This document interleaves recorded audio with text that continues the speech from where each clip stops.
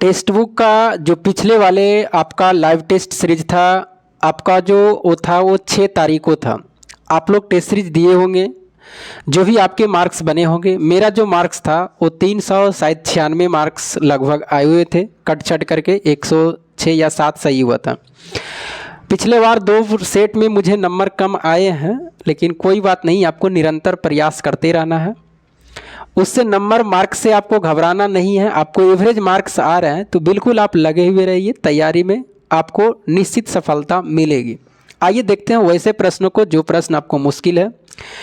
और कुछ प्रश्न मेरे व्हाट्सएप पर भी आए हैं, बहुत सारे बच्चे सेंड भी करते हैं व्हाट्सएप पर, जिसको गलत हो जाते हैं। तो आप वैसे प्रश्नों को भी अगर आपके पास में रहते हैं तो आप सेंड कर सकते हैं। और मेरा जो नंबर है वो अपना यूट्यूब पर दिया हुआ, आप वहाँ से लेकर के व्हाट्सएप पर सेंड कर सकते हैं। जो आज का पहला प्रश्न है उसमें कह रहा है, एक बिल्ली कुत्ते की हर 4 छलांग के लिए 5 छलांग लगाती है। देखिए इसमें लैंग्वेज थोड़ा सा ना लिखा हुआ उटपटांग आपको समझ में आएंगे। और जो इसका ऑप्शन दिए हुए हैं लास्ट में, जो प्रश्न पूछे गए हैं ना, वो अच्छे ढंग से आपको पढ़ना है। नहीं तो ऑप्शन में आपको दोनों ऑप्शन, एक 15:16 करके है और एक 16:15 करके है। ये दोनों में ज़्यादा करके गलतियाँ कर देता है। अगर आप आंसर सही भी लाइएगा, लास्ट में जो चीज़ पूछा है वो अगर आप नहीं पढ़िएगा तो आपको गलतियाँ हो जाएगी बनाने के बाद में भी।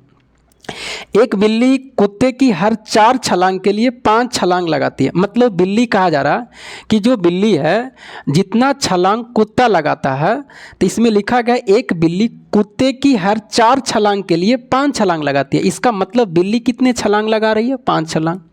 कुत्ते कितने छलांग लगा रहा है? 4 छलांग। ये जो लैंग्वेज लिखा हुआ उसको अच्छे ढंग से शांत माइंड से पढ़ना है, नहीं तो इधर 5 इधर 4 मत कर दीजिएगा। और अगला कह रहा, लेकिन दूसरा लाइन में लिखा हुआ, लेकिन कुत्ते की 3 छलांग और बिल्ली की 4 छलांग के बराबर है। ये जैसे कह रहा है वैसे लिख दीजिए। अच्छा, बिल्ली को सी कर देंगे तो कोई दिक्कत नहीं, कुत्ता को डी कर देते हैं शॉर्टकट में। तो इसमें कह रहा है लेकिन कुत्ते की 3 छलांग, तो डी से डॉग, और कुत्ते के कितने छलांग? 3 छलांग। उसके बाद में बिल्ली के 4 छलांग, तो बिल्ली को सी कर देते हैं, इसके कितने छलांग? दोनों आपस में बराबर कह रहा। तो बिल्ली की गति कुत्ते की गति से क्या अनुपात है? मतलब पहले आपको पूछा जा रहा है कि बिल्ली का, उसके बाद में कुत्ते का, ये ध्यान में रखिएगा। अब आगे बढ़ते हैं। इसको अगर सोल्व किया जाए तो यहाँ से डायरेक्ट हम बिल्ली अनुपात कुत्ता निकाल देते हैं। मतलब पहले सी, उसके बाद में डी, जो पूछा वही चीज़ लिख देते हैं। तो बिल्ली और अगर हम डॉग को निकालेंगे तो बताइए, इसको चेंज किए हैं कि सी और डी को आप चेंज किए, तो अब इसको आप चेंज मत करिए। अब इसको ऐसा ही लिख दीजिए, 3 अनुपात कितना? 4 ही लिख दीजिए। कितना? 3 अनुपात 4 लिख दीजिए। अब जब 3 अनुपात 4 लीजिएगा तो बताइए 3 अनुपात 4 लिखने के बाद में अब इसको मान रखिए कितना होंगे, इसको सही करो तो 3 अनुपात कितना है? 4 लिखे हैं। अब बताइए कैट को कितना है? 5 है, तब इसमें 3 गुने कितना कर देंगे? 5 कर देंगे। डॉग का कितना है? 4 है, तो 4 गुना कितना कर देंगे? 4 कर देंगे। तो यहाँ से रेशियो आ जाएंगे 5 या 15 और 4 चौको कितना आ जाएंगे? 16 आ जाएंगे। यही आपका आंसर होंगे। और नहीं तो थोड़ा सा मिस्टेक अगर कर दिए, इधर उधर कर दिए कहीं पर, तो आपका आंसर सही आएगा। और ऑप्शन में 16:15 भी दिया हुआ, तो होश आवास में एक तो इसका लैंग्वेज टेढ़ा लिखा हुआ तो बनाए होंगे। और अगर आपको टेस्ट सीरीज में गलतियां हुई होगी तो आपको मतलब उसमें सही से प्रश्न को पढ़े नहीं होंगे, लास्ट में जो चीज़ पूछा गया। आगे बढ़ते हैं, अगले प्रश्न।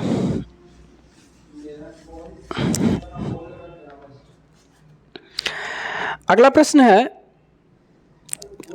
एक समूह में 50 मुर्गी, 45 बकरियां और 8 ऊँट हैं, उनके कुछ रखवाले भी हैं। देखिए ये बहुत ही अच्छा प्रश्न है। अगर जो बच्चे इसको बनाए होंगे तो इसका मतलब उसकी समझ अच्छी है, विकसित अच्छी है, उसको अंडरस्टैंड है। और मैथ में ऐसा ही होना चाहिए।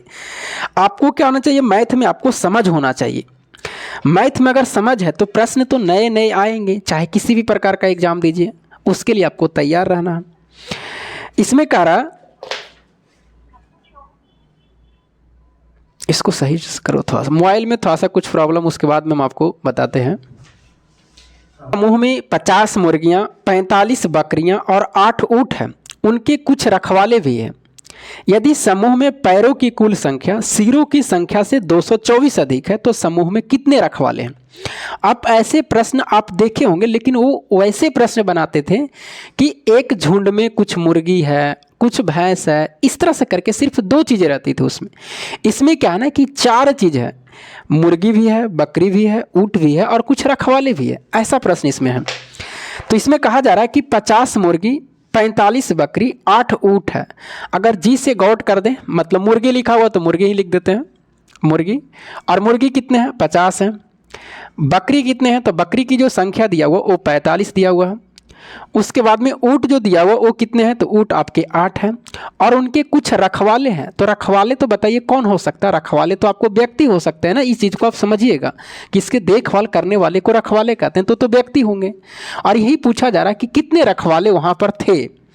जबकि अगली लाइन में लिखा हुआ है, यदि समूह में पैरों की कुल संख्या सिरों की संख्या से 224 अधिक है, मतलब ये दोनों में जो अंतर है वो कितना का है? 224 का है।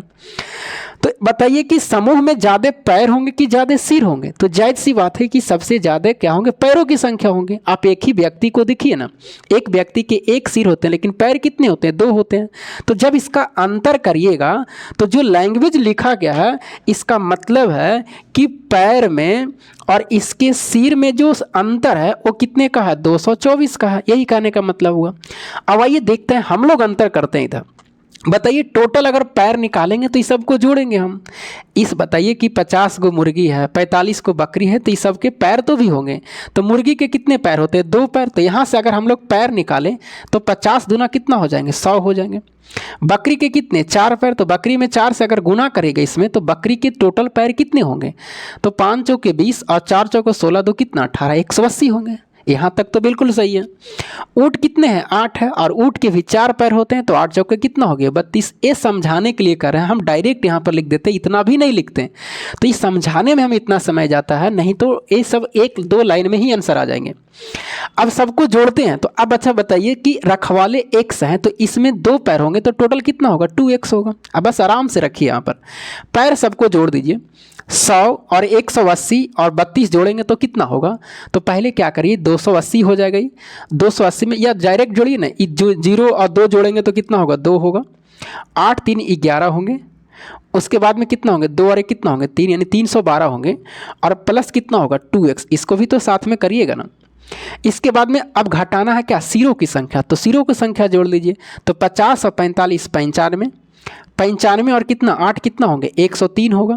मतलब इसको 103 और प्लस कितना 100 होंगे। अब इसको घटाएंगे तो 2 चीज़ आ रहा है, तो इसको ब्रैकेट में लिख दीजिए, नहीं तो गलतियां हो जाएंगी। 103 प्लस कितना 1 बराबर कितना 224। अब बस सोल्व कर देना, यही आंसर आ जाएंगे। यानी इसका सोल्व करेंगे तो 312 plus 2x minus 103 minus x बराबर कितना 224। इधर से कुछ घटाइए, 312 में से पहले 103 घटा दीजिए और 2x में से x जाएगा तो कितना बचेगा? x बचेगा। 312 में से अगर 103 घटाइएगा तो कितना बचेगा? प्लस कितना 12 में से 3 जाएगा 9 बचेगा। यहाँ से डायरेक्ट घटाइए। उसके बाद में 0 0 बचेगा यहाँ पर, और 3 में से 1 जाएगा कितना बचेगा? 2 बचेगा, यानी 200 कितना 9 बचेगा, और बराबर कितना 224। अब उसको माइनस कर दीजिए तो x का जो मान आएगा 224 में से अगर 209 घटाइएगा इसको उधर जाके तो 15 बचेगा, यानी x का मान कितना होंगे? 15 होंगे। आपसे पूछा गया कितने रखवाले थे, तो रखवाले की संख्या कितने थे? 15 थे। यही आपका क्या होंगे? आंसर होंगे। अगर इसकी पैर पूछता तो 15 दूना कितना होता? 30 होता। तो ये प्रश्न बहुत ही अच्छे थे, और ऐसे प्रश्न रेयर केसेस बच्चे ही बना पाते हैं, क्योंकि इसमें थोड़ा सा लंबे कैलकुलेशन में चले जाते हैं हम। चलिए आगे बढ़ते हैं। अगला है सीरीज से है, एक टाइप पर सीरीज में ही दिया हुआ था, और उसमें दिमाग लगाइए कि कौन सा उसमें पैटर्न है आपका। पहला है, नीचे दिए गए श्रृंखला संख्याओं का अनुक्रम है, तदनुसार कौन सा संयोजन गलत है, ये आपको पहचानना है। इसमें सीरीज दिया हुआ 4 5 10 12, उसके बाद में 21 लिखा हुआ है, 12 के बाद में 21 है, और उसके बाद में कितना है? 26 है, 26 के बाद में 46 है, और उसके बाद में कितना है? 54 है। ये सीरीज दिया हुआ, इसमें कौन सा गलत है ये आपको पहचानना। देखिए सीरीज बनाने के बहुत तरीके होते हैं, आपको इसमें माइंड काम करना चाहिए, इसमें कोई फिक्स रूल नहीं है आपका। अगर आप इसको अंतर करके लगातार जाइएगा तो कोई पैटर्न नहीं बैठेगा। 4 1 5, 5 और 5 10, मतलब 1 है, फिर 5 है, फिर 2 है, फिर 9 है, तो इसका मतलब कहीं भी कुछ पैटर्न नहीं आ रहा। और गुना तभी होगा जब संख्या छोटी से बड़ी में रहता। जैसे ये 4 है, ये 5 है, इसका मतलब गुना नहीं है, गुना में संख्या बड़ी हो जाती है वो, तो इसका मतलब गुना भी नहीं है। तो अल्टरनेट पर देखिए कि अगर हम 4 से यहाँ 10 में जाते हैं तो बताइए 4 के बाद 10 आया तो कितना प्लस है, 6 प्लस है। 10 के बाद में 21 आए तो बताइए कितना प्लस है, इसका मतलब 11 प्लस हो रहा है। और जैसे ही इसके आगे बढ़ेंगे तो हमें पता चल रहा है कि 6 है, तो 6 दूना 12 अगर हम फिट करते हैं यहाँ पर कि दुगना करते हैं, इसमें 11 ही लिखा हुआ, अगर दुगना करते हैं तो यहाँ से पता करिए नीचे से 5 और 12 में कितना का है, 7 का है।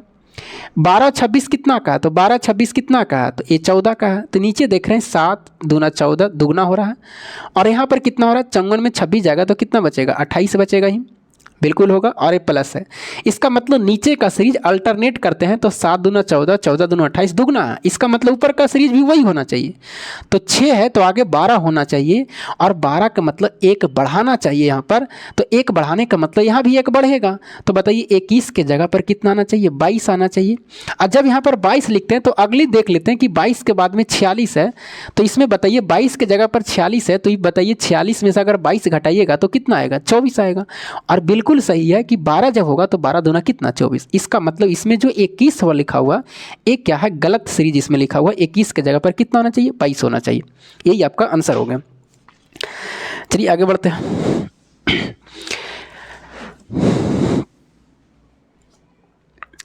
अगला ही भी बहुत अच्छा अलजेब्रिक टाइप पर दिया हुआ है, 2x उसके बाद में x plus y plus z है और इसका मान 250 दिया हुआ। उसके बाद में आगे 2y लिखा हुआ है और x plus y plus z का जो मान है वो कितना है, 100 दिया हुआ। उसके बाद में फिर लिखा हुआ 3x नहीं, सॉरी 3x नहीं है, 2z plus x plus y plus z है और उसका मान 100 दिया हुआ। हाँ, इसका भी 100 है। आपसे पूछा गया कि इसका 3x plus 6y plus 15z का मान आपसे पूछा गया कि बताइए इसका मान क्या होगा। इसका मतलब अगर x y z का जब तक मान नहीं निकालेंगे तब तक आप नहीं बता सकते। इसमें आपको क्या करना है, इसमें 3 इक्वेशन है, इक्वेशन 1 2 3, तीनों को क्या करिए, जोड़ दीजिए। तो जब आप जोड़िएगा तो बताइए यहाँ से 2 2 2 करिएगा तो ये कॉमन होगा, जैसे इसको जोड़िएगा इसको जोड़िएगा इसको जोड़िएगा तो x plus y plus z common होगा। और ये जब कॉमन होगा तो क्या बचेगा यहाँ पर, या इसको डायरेक्ट 2 से 2 आप काट सकते हैं, कितना बार में, 125 बार में। इसको कितने बार में, 50 बार में, और इसके कितने बार में, 50 बार में। अब बताइए सबको जोड़िएगा आप तो x प्लस वाई जेड, यहाँ पर x है तो x प्लस वाई जेड सब में आ रहा तो कॉमन हो जाएगा। तो उसके बाद में फिर क्या बचेगा, x plus y plus z बचेगा। इसको जोड़ दीजिए, 50 और 50 100 और 125 कितना हो जाएंगे, 225। अब इसका मतलब ये x प्लस वाई जेड 2 बार लिखा हुआ, इसका मतलब x प्लस वाई जेड का क्या होल स्क्वायर है, यही ना है, 2 बार लिखा हुआ। अगर बाबू a गुना a रहेगा तो बताइए क्या होंगे, a स्क्वायर होंगे। तो इसका मतलब क्या, होल स्क्वायर है। अब स्क्वायर हटाएंगे तो क्या चढ़ जाएगा, इधर अंडर रूट चढ़ जाएगा। और अंडर रूट मतलब 225 का वर्गमूल कितना होंगे, 15 होंगे। यानी यहाँ से हमें निकल के आ रहा है कि x plus y plus z का मान कितना है, 15 है। अब आपको निकाल सकते हैं मान, आप निकाल सकते हैं यहाँ से कि x plus y plus z का मान 15 है। अगर हम यहाँ पर 15 रख देंगे, अगर यहाँ पर हम 15 रख देंगे तो मान निकलेगा, बिल्कुल निकलेगा। यहाँ पर 15 रखिएगा तो बताइए 15 से ही कटेगा, जैसे यहाँ पर आप निकालिए कितना मान आएगा। जैसे यहाँ पर मान अब बचा है x into x plus y plus z बचा, बराबर कितना, 125। इसका मान आप 15 रखिए, कितना, 15 रखेंगे तो बताइए x गुने क्या होंगे, 15 बराबर कितना, 125। कटता तो काटिए, 5 से काटिए 25 और 5 या कितना, 15। यानी x का मान आएगा 25 बटा कितना, 3 आएगा। उसी तरह से यहाँ से y का मान निकालेंगे तो 15 रखेंगे तो यहाँ तो बताइए y का मान कितना आएगा, तो 50 बटा 15 उसको काटिएगा तो 5 दहा के 50 और 5 या कितना, 15, 10 बटा 3। यहाँ पर रखिएगा, बताइए 15 रखिएगा तो फिर बताइए जेड का मान भी कितना आएगा, वही आएगा 15 50 और 5 या कितना, 15 आएंगे। अब सबका मान रखिए 3, x का मान कितना आया, 25 बटा कितना, 3 आया। 6, y का मान कितना आया, 10 बटा 3। 15, जेड का मान कितना आया, 10 बटा 3। अब इसको कटता है तो काट भी सकते हैं, ये 3 से 3 कट जाएंगे, 3 दूना 6 कट जाएगा और 3 पचे 15 कट जाएंगे। मतलब अगर इसमें देखा जाए तो यहाँ पर 25 बच रहा है, यहाँ पर 20 बच रहे हैं और यहाँ पर 50 बच रहे हैं। अगर सबको जोड़ा जाए तो 50 और 20 70 और 25 कितना, 95। यानी इसका आंसर कितना होंगे, 95 होंगे। तो एक कैलकुलेशन टाइप पर है, आपको देखना पड़ेगा कि इक्वेशन अगर देते हैं तो इक्वेशन को जोड़ के देखिएगा। जब 2-3 इक्वेशन रहे तो फिर वहाँ से कुछ ना कुछ आपके निष्कर्ष निकलेंगे। हाँ, अगर मान लीजिए कि यहाँ पर 3 वेरिएबल है एक्स वाई जेड और 2 ही इक्वेशन रहता तो वहाँ पर ट्रिक लगा देते हैं कि जब 3 वेरिएबल रहते हैं, जैसे ये नहीं रहता और 3 वेरिएबल एक्स वाई जेड रहते तो वहाँ पर नियम है कि अगर वेरिएबल की संख्या ज़्यादा हो और वहाँ पर मान लिया जाए इक्वेशन की संख्या कम रहती तो वहाँ पर किसी एक को 0 मान लेते, एक्स को 0, वाई के 0, किसी को मान सकते हैं। तो इस तरह से ट्रिक होते हैं, तो यहाँ पर वैसा नहीं लगा सकते हैं आप। यहाँ पर 3 इक्वेशन है और 3 वेरिएबल भी है, तो बिल्कुल सही है। आगे बढ़े।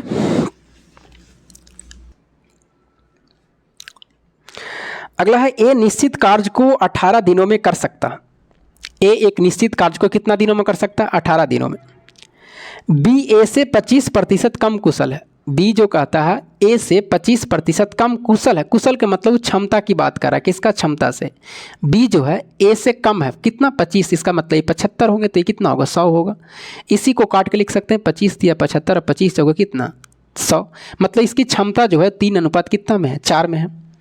और आगे कह रहा है कि ए अकेले कुछ दिन तक कार्य करता है। अब जैसे जैसे कह रहा सुनिएगा, कह रहा है कि ए अकेले कुछ दिन तक कार्य करता है। अब कितना दिन तक यह पता नहीं है, लेकिन ए कुछ दिनों तक पहले काम करता है। उसके बाद में करता है बी उसके साथ में जुड़ जाता है। अब कितना दिन काम किया अभी पता नहीं है, जैसे 2 दिन किए, 3 दिन किए, तो वो अकेले करेगा। उसके बाद में बी उसके साथ में शामिल होना चाहेगा। दोनों कार्य को पूरा तक एक साथ करते हैं तो संपूर्ण कार्य को 12 दिनों में पूरा हो जाता है। तो ए और बी मिलकर कितने दिनों तक कार्य किया, ये आपसे पूछा गया। मतलब कुछ दिनों के करने के बाद में ए भी शामिल हो जाता है और बी भी शामिल हो जाता है। और जब ए और बी शामिल हो जाता है तो काम जो है 12 दिनों में क्या हो जाता है? समाप्त हो जाता है। ये आपको कहा जा रहा। तो पूछा है कि ए और बी कितने दिनों तक काम किया, ये आपसे पूछा गया। अब बताइए क्षमता 3:4 है तो समय आपको निकालना पड़ेगा। तो समय जो होंगे वो कितना होगा? तो समय इसका उल्टा हो जाएंगे, 4 अनुपात कितना होगा? 3 होगा, क्योंकि आप जानते हैं कि समय और क्षमता में उल्टा रिलेशन होते हैं। अब यहाँ से तुलना करते हैं कि ए किसी काम को 18 दिनों में करता है, मतलब ए अगर 18 दिनों में कर रहा है तो 3 छक 18, तो ये कितना दिनों में? 4 छक 24 दिनों में करेगा। ये 3 छक 18 तो 4 छक कितना? 24। अब यहाँ से टोटल कार्य निकाल लेंगे कि यहाँ से टोटल कार्य कितना आ रहा है। तो 24 और 18 का एलसीएम लेंगे तो कितना होगा? 72 होगा। मतलब टोटल कार्य कितना करना? 72 काम करना है आपको। 72 कामों। अब यहाँ से दिमाग यहाँ लगाइए कि एक कुछ दिन तक काम किया था, ठीक है। कुछ दिन के काम करने के बाद में बी उसके साथ में शामिल हो जाता। तो यहाँ से आप सोचिए कि ए यहाँ भी काम किया है, ए यहाँ भी काम किया। इसका मतलब ए जो है शुरू से लेके अंत तक काम किया, कभी भी नहीं भागा है। इसका मतलब 12 दिनों तक ए काम किया होगा, पहले भी और बाद तक इसके भी साथ काम किया है। ये काम अंत तक किया है कौन? ए। बी तो बाद में ना शामिल हुआ। इसका मतलब ए पूरा काम किया है। तो कितने? 12 दिनों में समाप्त किया। इसका मतलब ये 12 दिनों तक किया है। तो ए बताइए 12 दिन में कितना काम करेगा? तो ए एक दिन में काम करेगा। यहाँ से क्षमता निकालेंगे तो 18 चौके 72 और 24 दिया कितना? 72 होगा। तो ए 12 दिन में कितना करेंगे? एक दिन में 4, तो 12 दिन में कितना? 48। अब 48 काम हो गया तो घटा दीजिए, तो 72 में से अगर 48 जाएगा तो 12 में से 8 जाएगा 4 और 6 में से 4 जाएगा, कितना बचेगा? 2। अब ये 24 काम शेष बचा हुआ। तो ये 24 काम जो शेष बचा हुआ वो कौन कर रहा होगा? अकेले भी कर रहा होगा, क्योंकि ए को तो पूरा निकाल दिए शुरू से लेके अंत तक। इसका मतलब ये 24 काम सिर्फ बी किया है। तो बताइए 24 काम बी किया तो बी का क्षमता 3 है, तो 3 8 कितना होगा? 24 होगा। मतलब 8 दिन बी काम किया है। तो इसका मतलब है ए भी उसके साथ में 8 दिन काम किया होगा। ए भी उसके साथ में कितने दिन काम किया होगा? 8 दिन काम किया होगा। तो ए और बी मिल करके कितने दिन काम किया है? तो 8 दिन काम किया। लेकिन अगर यही प्रश्न में ऑप्शन में 4 भी है, अगर प्रश्न में पूछता कि बताइए कुछ दिन अकेले काम ए जो किया था वो कितने दिन किया था, तो वो सिर्फ 4 दिन किया होगा, क्योंकि 8 दिन दोनों मिल करके 12 दिन में समाप्त हुआ। तो इसका मतलब 4 दिन बेचारा ए अकेले काम किया था। तो प्रश्न को सही ढंग से इसमें ऑप्शन में दोनों दिया हुआ, 4 भी है और 8 भी है। तो अच्छे से पढ़ के आपको जवाब देना है। हाँ, इसमें और भी पूछता कि बी सिर्फ कितने दिन किया, तब भी 8 दिन। ए और बी कितने दिन? 8 दिन। ए कुछ दिन कितना काम किया, तो 4 दिन तक किया। आगे बढ़ते हैं।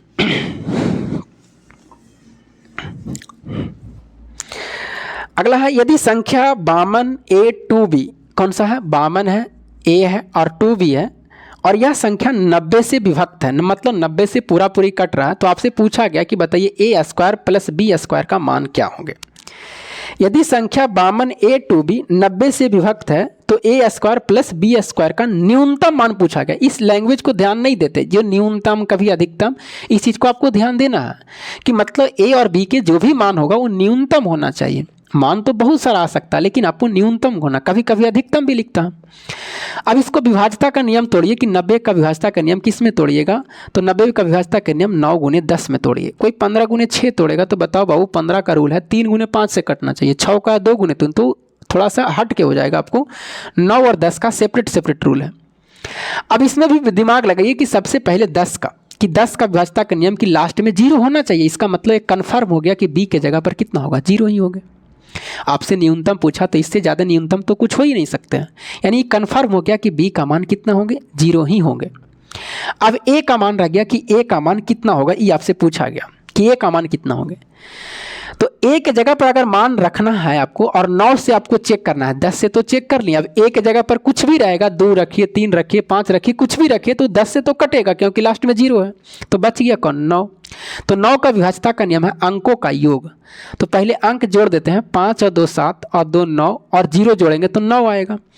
मतलब ए के जगह पर आप क्या आप रखें, ए के जगह पर कि पूरी विभाज्यता का नियम उसका योग अंकों का कटना चाहिए।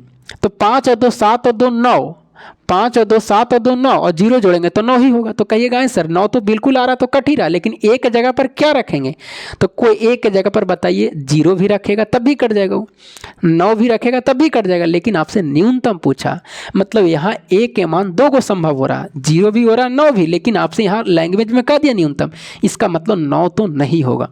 तो जब 9 नहीं होगा तो कौन होगा, 0 होगा। मतलब ए का भी मान कितना होगा, 0 होगा।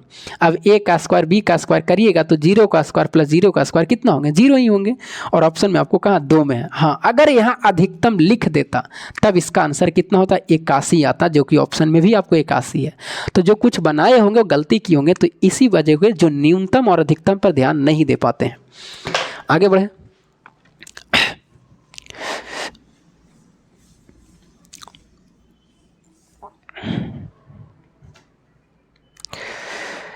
आगे है 4 अंकों की कौन सी छोटी संख्या है जो 12, 16, 18 और 20 से विभाजित है, करने पर 21 शेष बचता है। मतलब 4 अंकों की छोटी संख्या पूछा जा रहा है। 4 अंकों की कौन सा छोटी संख्या आपको करा कि 4 अंकों की छोटी संख्या बताइए जो 12, 16, 18 और 20 से विभाज्य है, करने पर 21 शेष बचता। मतलब इससे भागा देने पर जो शेषफल आना चाहिए वो कितना आना चाहिए, 21 आना चाहिए। सबसे पहले आप क्या करिए कि इसको आप एलसीएम निकालिए कि इसका एलसीएम कितना आएंगे। 12, 16, 18, 20 का जो एलसीएम आएगा इसका मतलब 4 से कटेगा संख्या। तो एलसीएम निकालने का डायरेक्ट तरीका है, बड़ा नंबर को आप तोड़ने का प्रयास करिए। तो 4 5 20 तोड़ सकते हैं इसको, कोई 2 गुना 10 करेगा तब भी सही है। अब 18 इसमें लाने के लिए बताइए, 4 में 2 है और 2 नमा 18 मतलब 9 रहना चाहिए, तो 9 से गुना कर दीजिए, 18 आ गया। 16 लाना था, 16 लाने के लिए बताइए 4 है, 4 और रहना चाहिए और 4 कहीं भी नहीं तो 4 से गुना करना पड़ेगा। 12 इसमें बिल्कुल आ गया, यहाँ पर 3 है, यहाँ पर 4 है, तो 12 आ गया, इसका मतलब एलसीएम यही आएगा। अब इसको गुना कर दीजिए, 5 चौके 20 और 20 चौके 80 और 80 गुना 9 करेंगे तो कितना होगा, 720, यानी इसका एलसीएम कितना आएगा, 720 आएगा। अब 4 अंकों की छोटी संख्या क्या होंगे, 1 पर कितने जीरो, 3 जीरो होंगे। अब इसमें बताइए कि 1 पर 3 जीरो में आपको डिवाइड करना है 700 कितना से 20 से, 720 से डिवाइड करते हैं पहले। तो बताइए कितने बार में लगेंगे, एक बार में 720 हो जाएंगे, ये 0, 10 में से 2 जाएगा 8 बचेगा और 9 में से 7 जाएगा कितना, 2 बचेगा। मतलब रिमाइंडर कितना आ गया, 280। अब आपको 4 अंकों की छोटी संख्या पूछा है, तो आपको क्या करना है, छोटी में आप इसको बताइए, अगर 280 यहाँ से घटा भी दीजिएगा तभी संख्या कट जाएगा। लेकिन अगर यहाँ पर हम जोड़ दें, यहाँ पर अगर 720 ला दें तब भी कट जाएगा। यही गलती करते हैं कि 280 घटा देते हैं। तो बताइए 280 घटाइएगा तो 3 अंकों की संख्या हो जाएगी। तो इसमें आपको जोड़ना है, इतना जोड़ना है कि 720 के बराबर हो जाए। तो 720 में से अगर 280 घटाएंगे तो कितना बचेगा, 0 और 12 में से 8 जाएगा 4 और 6 में से 2 जाएगा 4, यानी अगर 440 इसमें हम जोड़ देंगे और तो इसका मतलब पूरी संख्या ही 720 से कट जाएगा। मतलब संख्या भी पूरी कटने वाला होगा 1000 और प्लस 440 अगर करेंगे तो कितना होगा, 1440। ये 1440 पूरा कट जाएगा। लेकिन आपसे पूछा 21 शेषफल भी होना चाहिए, तो 1440 में सीधा 21 जोड़ दीजिए, उससे शेषफल आ जाएगा। तो 1 और 4 और 2 6 और 4 और 1 कितना, यानी 1400 कितना होंगे, 61 होंगे, जो ऑप्शन नंबर का 4 में दिया हुआ। और अभी 2 प्रश्न और बचा हुआ, 2 को देख लेते हैं।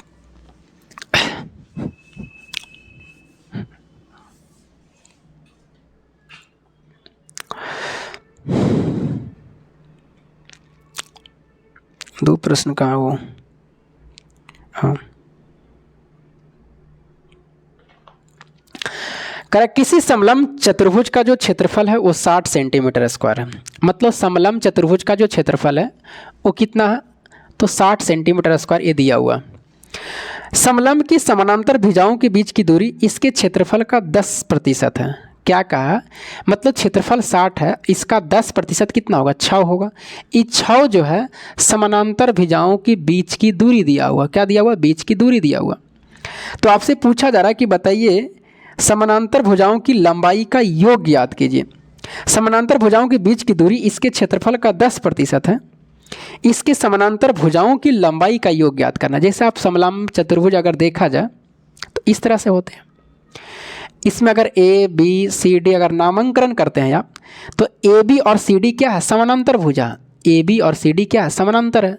लेकिन बताइए बी सी और ए डी क्या समानांतर है, नहीं है। तो बी सी और ए डी समानांतर भुजा ये नहीं है। तो आपको पूछा समानांतर भुजाओं का योग, मतलब पूछा गया है कि बताइए a B plus c d का मान क्या होगा, ये आपसे पूछा गया, यही पूछा। अब फार्मूला आप जानते हैं, इसका क्षेत्रफल कितना दिया हुआ, 60 सेंटीमीटर स्क्वायर दिया हुआ। तो डायरेक्ट फार्मूला लगाइए पहले आप कि इसका फार्मूला होते हैं कि क्षेत्रफल बराबर 1/2 समानांतर भुजाओं का योग और गुने क्या होते हैं, ऊंचाई होते हैं, और बराबर कितना दिया हुआ, 60 दिया हुआ। इसका 1/2 का 1/2 लिखिए। योग तो निकालना है, इसी के जगह पर ई लिखिए या डायरेक्ट योग लिखिए, यही निकालना है समानांतर भुजाओं का योग। ऊंचाई का मान देखिए यहाँ पर आ गया कि बीच की दूरी, इसी को ऊंचाई कहते हैं। इस बीच की दूरी को क्या कहेंगे, ऊंचाई कहेंगे। और इसका मान आपको दे दिया कितना, 6 सेंटीमीटर। 6 रख देंगे बराबर कितना, 60। ये 6 यहाँ के 60 कट जाएंगे और 10 दूना 20, यानी यहाँ का जो योग आएंगे वो कितना आएगा, 20 सेंटीमीटर आएगा। यही आपका क्या होंगे, आंसर होंगे, जो ऑप्शन नंबर का है 3 में दिया हुआ। तो ये बिल्कुल आपको फार्मूले अगर याद होते हैं तो बन जाते हैं, अगर फार्मूले याद नहीं रहेंगे तब प्रॉब्लम आपको हो सकते हैं। अगला ट्रिग्नोमेट्री का प्रश्न है एक। त्रिकोणमिति में आपको फार्मूले अगर सब याद है तो फिर बन जाएंगे, कोई दिक्कत नहीं होगा। और ऐसा प्रश्न रेलवे में भी पूछ दिया गया, ग्रुप डी में एक मेरे में पूछा हुआ था, बहुत लंबा पूछा था वो, लेकिन अगर आप फार्मूले जानते तो बन जाता। Cos q plus sine q theta, और नीचे लिखा हुआ cos theta plus sine theta लिखा हुआ। उसके बाद में plus cos q theta minus sine q theta लिखा हुआ, और नीचे जो लिखा हुआ cos theta minus sine theta लिखा हुआ। इसका मान किसके बराबर होंगे, ये आपसे पूछा गया। अच्छा, इसमें देखिए कि A cube plus B Q नजर आ रहा है, ए क्यू माइनस बी क्यू, ये 2 फॉर्मूले नजर आ रहे हैं। तो आपको फार्मूले पहले याद रखना है कि A cube plus B cube का फार्मूला क्या होते हैं, तो A plus B into A square minus A B plus B square. अगर फार्मूले याद नहीं रहेंगे तभी आपको प्रॉब्लम हो सकता है इसमें। उसके बाद में a cube minus b cube का अगर फार्मूला कहें तो a minus b into A square plus a B plus क्या होते हैं, बी स्क्वायर होते हैं। प्लस वाले में a cube plus B cube का फार्मूला ए प्लस बी, यहाँ माइनस होता है, a plus B into A square minus A B plus B square. A cube minus b cube का होता है a minus b into A square plus a B plus B square. अब फॉर्मूले को आप तोड़िए इसको, बताइए a cube plus B cube है, ए प्लस बी मतलब क्या होंगे, कॉस थीटा और प्लस साइन थीटा होगा, बंद कर दीजिए। उसके बाद में a square minus A b b square, तो बताइए कितना होंगे, cos square theta plus sine square theta minus ए बी, या पहले इसको लिखे बाद में लिखे कोई दिक्कत नहीं है, ये दोनों को एक साथ कर दिए हैं। अब यहाँ पर होगा कॉस थीटा इंटू क्या होंगे, साइन थीटा होगा। इसका भी टोटा है, इसका टोटा, और नीचे क्या है आपका cos theta plus sine theta. ये तो मुँह जवानी बन सकता था, लेकिन हमको समझाने के लिए इतना करना पड़ रहा। प्लस दे देंगे, ए क्यू माइनस बी क्यू का कितना होगा, तो इसका फॉर्मूला होंगे कॉस थीटा माइनस क्या होंगे, साइन थीटा होगा, ए माइनस बी होगा इंटू ए स्क्वायर, तो ए स्क्वायर लिखेंगे cos square theta plus sine square theta, और प्लस ए बी मतलब कॉस थीटा इंटू क्या होते हैं, साइन थीटा होंगे। अगर बटा में देखा जाए तो क्या है, cos theta minus sine theta, और जो कटेगा यहाँ पर आराम से कट जाइए। ये देखिए a cos theta plus sine theta cut जाएंगे, यहाँ पर cos theta minus sine theta cut जाएंगे यहाँ पर। इसका मान बताइए, sine square theta plus cos square theta का मान कितना होता है, 1 होता है, और minus cos theta into sine theta रह दीजिए, बीच में प्लस है। ये बस का बताइए अभी मान कितना होगा, sign square theta plus cos square theta का मान 1 होगा, और प्लस कितना है कॉस थीटा इंटू क्या है साइन थीटा। ये भी वैल्यू क्या होंगे, कट जाएंगे, मतलब एक और एक कितना हो गया 2 होंगे, और यही आपका सवाल का क्या होंगे आंसर होंगे जो ऑप्शन नंबर का 2 में। आशा करते हैं जो भी प्रश्न मुश्किल रहते हैं बताने का प्रयास करते हैं और आपको अच्छा लगा होगा, और थोड़ा बहुत आपको वीडियो का अच्छा लगता है, पसंद आता है, तो जो भी आपको लाइक शेयर सब्सक्राइब करना है वो करते रहिए। फिर मिलेंगे आपको अगले वीडियो में, तब तक के लिए जय हिंद। और अपना मार्क्स कमेंट कर दीजिएगा, जो भी अपना मार्क्स आता है वो आप कमेंट कर सकते हैं, जो भी मार्क्स आता है, लेकिन आपको अंत तक मेहनत करते रहना, सफलता जरूर मिलेगी।